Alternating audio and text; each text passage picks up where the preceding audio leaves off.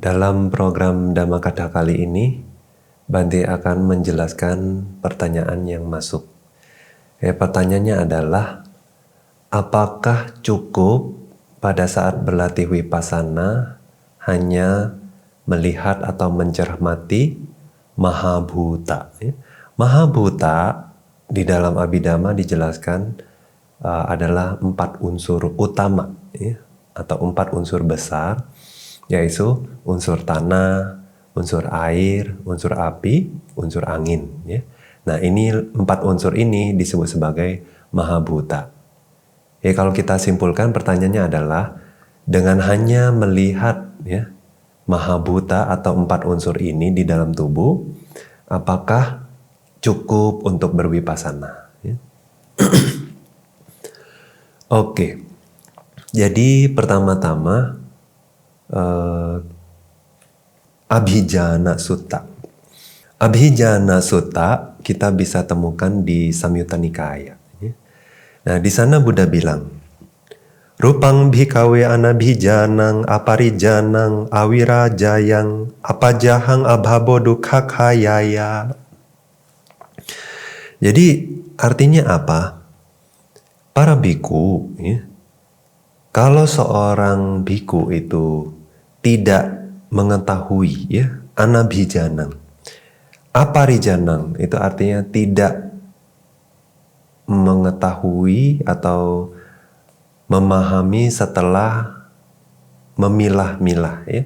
Jadi dia tidak hanya sekedar mengetahui aja, tapi dia setelah memilah-milah lalu mengetahui atau memahami. Itu namanya aparijanang. Kemudian awirajayang apajahang, meninggalkan atau menyingkirkan dengan tanpa sisa, tanpa kemelekatan sama sekali.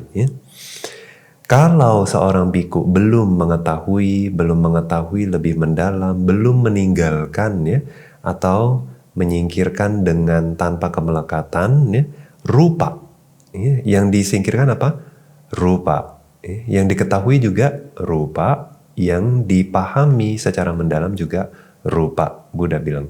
Nah, kalau seseorang biku tidak memahaminya dengan 3 cara ini, maka apa? Abhabo dukkhakhayaya. Tidak pantas untuk menghancurkan penderitaan atau menghentikan penderitaan. Nah, berikut juga Buddha lanjutkan wedana, kemudian sangkhara, winyana, dan sanya. Jadi intinya adalah kalau 5 agregat tidak diketahui, tidak dipahami, dan tidak disingkirkan dengan tanpa kemelekatan, maka seseorang itu tidak pantas atau tidak layak untuk menghancurkan penderitaan atau menyingkirkan penderitaan. Ya, intinya apa? Waktu Buddha bilang tidak layak menyingkirkan penderitaan, artinya ya tidak layak terbebas dari penderitaan. Nah, kemudian di kitab Adhakatha juga dijelaskan iti ima semingsute tisopi parinya kathita honti. Maksudnya di sini di sutta ini Buddha ingin menjelaskan tentang 3 parinya. 3 jenis pemahaman, 3 cara mengetahui. Waktu Buddha bilang abhijananti hi wacanena nyata parinya kathita.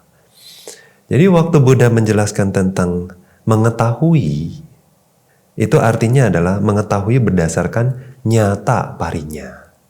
Nah, ini nanti Bante jelaskan apa itu nyata parinya.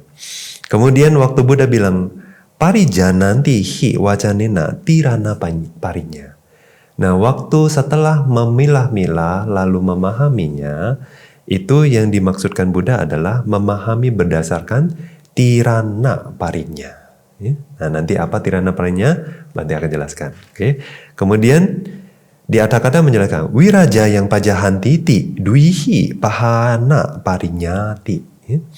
Jadi waktu Buddha menjelaskan tentang menyingkirkan tanpa kemelekatan sama sekali, itu artinya adalah pahana parinya, memahami berdasarkan pahana parinya. Nah, untuk mengetahui nyata parinya, tirana parinya, dan pahana parinya, ini penting sekali bagi mereka yang ingin bermeditasi Vipassana. Nyata parinya itu adalah dua pemahaman wipasana atau pengetahuan wipasana. Yang pertama yaitu nama rupa pariceda nyana, dan yang wipasana nyana yang kedua adalah pacaya parigaha nyana. Nama rupa pariceda itu artinya adalah memilah-milah batin dan materi, ya. Nama dan rupa. Rupa di sini bukan penampakan, ya, bukan jasmani, tapi fenomena materi, ya, yang hakiki, ya, yang tidak bisa dipecah-pecah lagi, dipilah-pilah lagi, ya. Nah, kemudian yang wipasana nyana yang kedua, pengetahuan wipasana yang berikutnya adalah pacaya parigaha. Artinya sudah memahami perihal apa? Pacaya, sebabnya.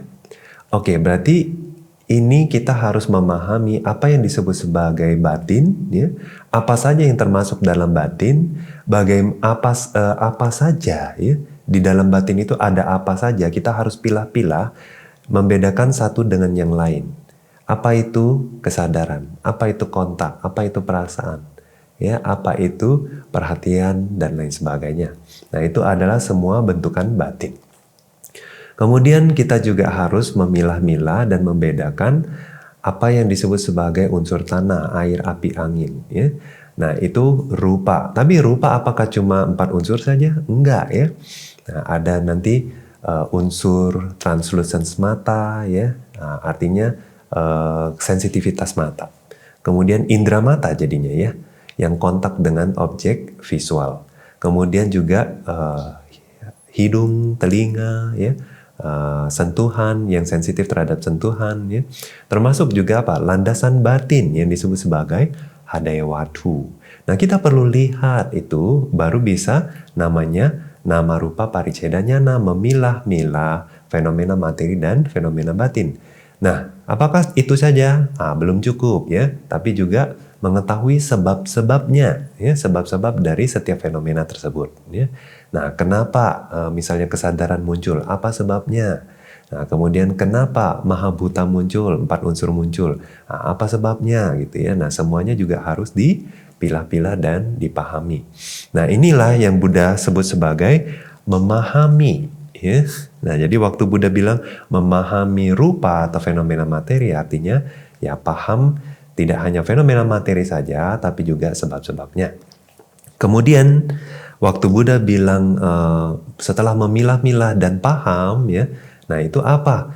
Kan dijelaskan tadi adalah tirana parinya. Nah, tirana parinya itu artinya setelah melihat, setelah bisa membedakan antara nama, rupa, dan sebab-sebab mereka, ya. Nah, kita harus merenungkan anicca, dukkha, anatta. Nah, perenungan terhadap anicca, dukkha, anatta terhadap semua fenomena yang telah kita pilah-pilah tersebut, ya, itu adalah tirana parinya, ya. Nah, kemudian pahana parinya itu adalah untuk menyingkirkan kotoran batin. Nah, itu level wipasana yang lanjut, ya. Khususnya dari bhangga nyana sampai sangkarupekha nyana, itu, ya, itu tahapan-tahapan wipasana nyana atau pengetahuan wipasana. Nah, jadi objeknya adalah melihat kelenyapan-kelenyapan saja, sudah tidak muncul lenyap lagi, ya, karena fungsinya adalah untuk menyingkirkan kotoran batin, ya. Nah, kemudian, ya, Bante juga ingin mengutip lagi dari Anupada Sutta, ya. Anupada Dhamma Sutta itu adalah cara Bante Sariputta berlatih, ya, waktu keluar masuk jhana.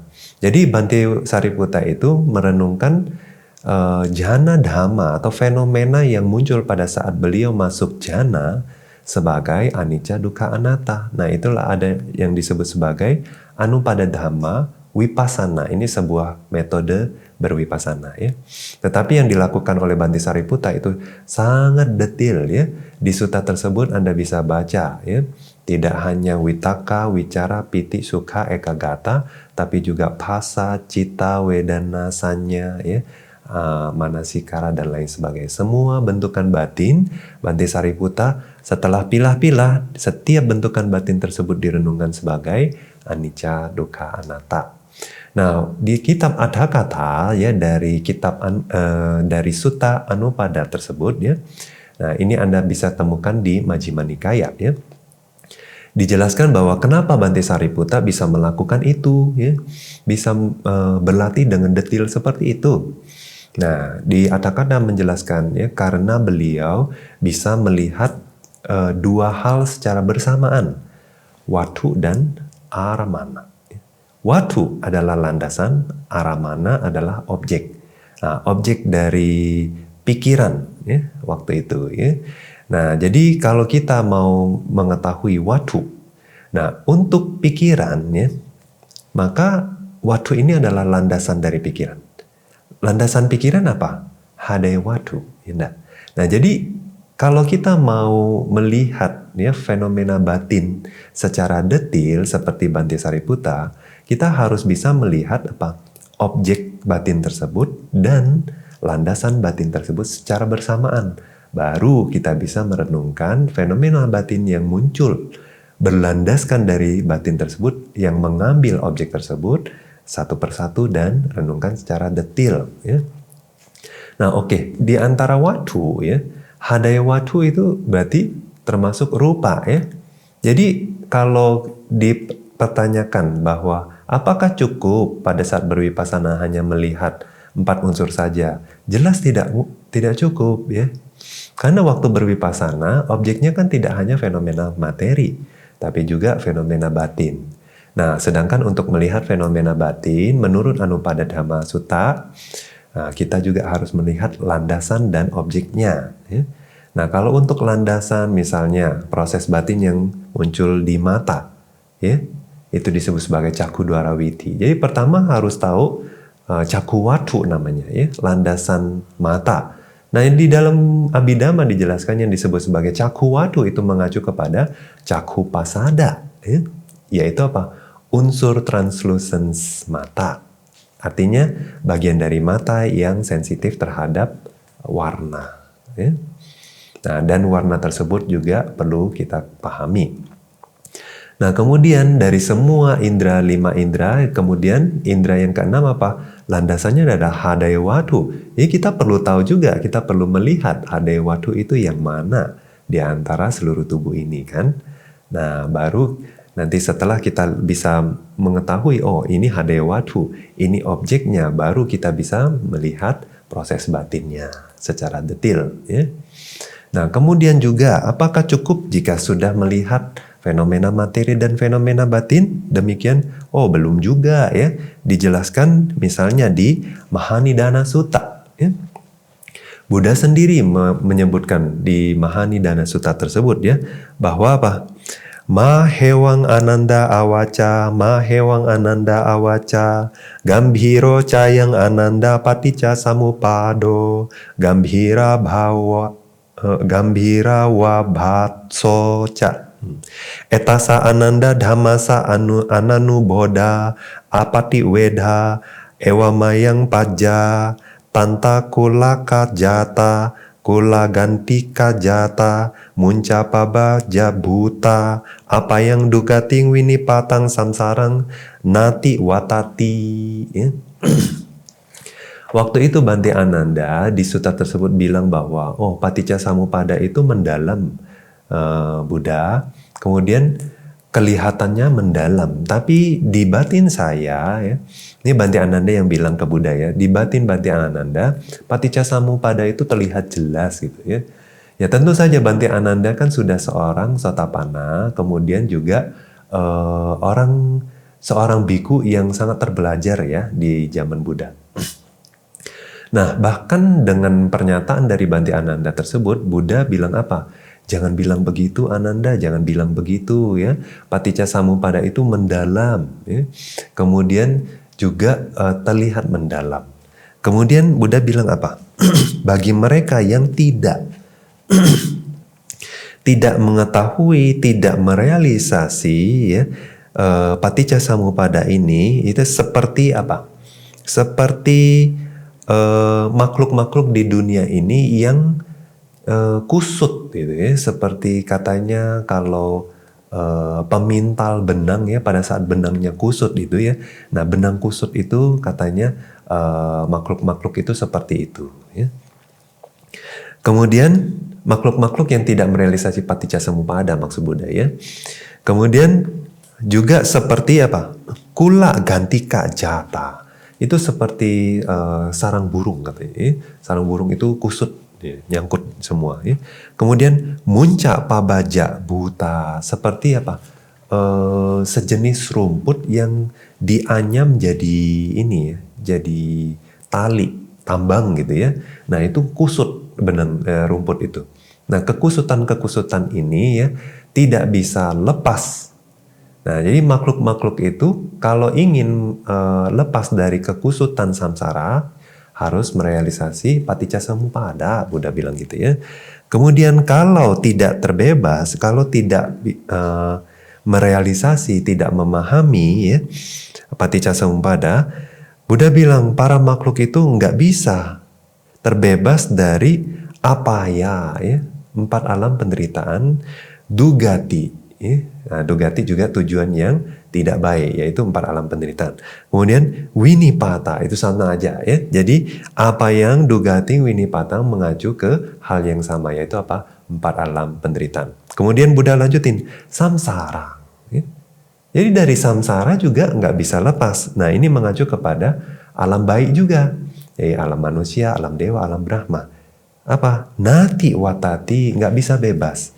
Jadi bagi mereka yang tidak mengetahui, ya, tidak melihat, tidak merealisasi paticca samuppada, itu seperti kusut di dunia ini, di samsara ini, tidak bisa terbebas dari samsara.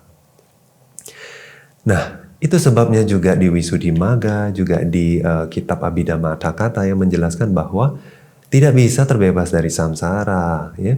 Kalau tidak merealisasi paticca samuppada, bahkan dalam mimpi. Maksudnya bahkan dalam mimpi itu nggak bisa bebas dari samsara katanya gitu ya. Mimpi bebas dari samsara itu nggak bisa katanya gitu. Nah ini mengacu kepada pernyataan Buddha di Mahanidana Sutta. Jadi apa? Tugas seorang meditator yang ingin berlatih vipassana, jadi tidak bisa dihindari, harus merealisasi, melihat ya paticca samuppada. Ya. Berdasarkan apa? Yaitu tadi ananubodha ya, tidak memahami, apatiweda, tidak menembus ya. Nah, waktu di Atthakatha dari sutta tersebut menjelaskan ananubodha itu apa? Balik lagi, nyata parinya ya. Berdasarkan nyata parinya wasena ananubujana katanya gitu ya. Jadi tidak memahami berdasarkan nyata parinya tadi ya. Nama rupa paricera dan pacaya parigahnya. Nah, kemudian waktu Buddha bilang apati weda, tidak menembus, itu maksudnya apa?